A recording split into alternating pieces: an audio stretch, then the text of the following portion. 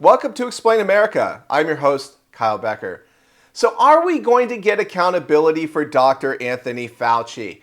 We've been waiting for this for a long time, whether it's Rand Paul referring him to the Department of Justice for lying under oath to Congress or for his illegal, sneaky backdoor funding to the Wuhan laboratory we saw with EcoHealth Alliance. Well, there's a new wrinkle in this because we have a Department of National Intelligence and a director, Tulsi Gabbard, who just issued a statement that should have Fauci lawyering up because that preemptive pardon he got is not worth the auto pen signature that was put on it. So before we get into this, please like, share, comment, Explain America. We appreciate your support for common sense journalism. Well, Dr. Anthony Fauci, he's been one of the highest paid civil servants in U.S. history. And you go all the way back to the 80s and his complete debacle with his handling of HIV/AIDS and everything from, the beagles, remember the sandflies with the puppies on them. And it's just, this guy's just been a monstrous excuse for a public health official for decades. He's been cozied up to Big Pharma. This guy's been out of line for a long time and has been really doing a disservice to health in this country. And it's a good thing that Robert F. Kennedy Jr. is in there to at least shake things up. You don't have to agree with everything he does or what his particular stance is on every issue. I find it refreshing to hear another voice in there because the groupthink and the cozying up to Big Pharma, that stuff's got to stop 100%. So Dr. Anthony Fauci, getting accountability on him would be a huge benefit to us because it would show that our officials, even public health officials, they are not above the law. If they go into Congress, they commit perjury, and they lie about their funding of a CCP laboratory that many people, including government agencies, have concluded is very probably the source of the that happened a few years ago, then, by all means, it's legitimate to bring him up on a criminal investigation.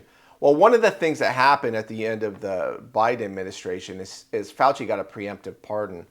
But one of the things that's happening right now is those pardons are being put under a microscope, and the preemptive pardon aspect of this is quite novel and needs to be tested in court. And I think what better person to test this out on than Dr. Anthony Fauci? Because, honestly, he has been proven through his emails and his numerous duplicitous statements to be very dishonest and deceptive person.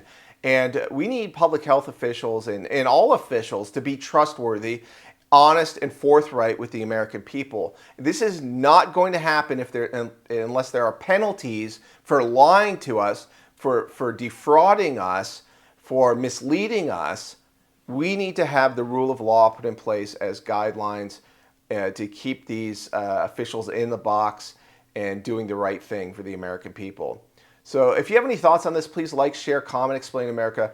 We really appreciate your support for common sense journalism. But the thing that we are working with Jay Bhattacharya, the new NIH director, with, as well as Secretary Kennedy, is looking at the gain of function research that, in the case of the Wuhan lab, as well as many of these other biolabs around the world, was actually U.S. funded and leads to this dangerous kind of research that, in many examples, has resulted in either a pandemic or some other major health crisis. Well, let me ask you specifically, because we already know that EcoHealth Alliance was partnering with this Wuhan lab to do gain of function research. That's right. We just have never been able to have somebody say, it was that exact experiment that led to this COVID bug. But have we gotten there? What's the new thing that you're digging in on? We are working on that with Jay Bhattacharya and look forward to being able to share that, hopefully very soon. Okay. That specific link. Correct, between the gain of function research and what we saw with COVID-19. I mean, that would be extraordinary because, just so the audience knows, if that's true, if it was Peter Daszak's research with the Wuhan so-called bat lady that caused this pandemic, then we did fund it. Then Anthony Fauci helped fund the pandemic. The thing that he denied over and over and over to Senator Rand Paul's questioning. That's right. Under oath. Under oath, exactly. So is it any wonder that he sought a preemptive pardon for anything during a certain period of time by President Biden before he left office? And then strong-armed and smeared people like Dr. Jay Bhattacharya, Exactly. Anybody who came out and said, I don't know if that's natural. This actually smacks of lab. And the reason why this is so important is not just what happened in the past, it's because this gain-of-function research is happening in biolabs around the world. I got attacked, and I think you saw this, we've probably talked about it on your show before, when I warned against US-funded biolabs in Ukraine when the Russia-Ukraine war kicked off for this very reason. Who knows what kinds of pathogens are in these labs, and if released, could create another COVID-like pandemic. And for that, I was called a Russian asset. You're, trumpeting Putin's talking points, all of this nonsense, simply for speaking the truth and stating facts that, by the way, are still on U.S. Embassy Ukraine's website today about how the U.S. has funded these biolabs in Ukraine.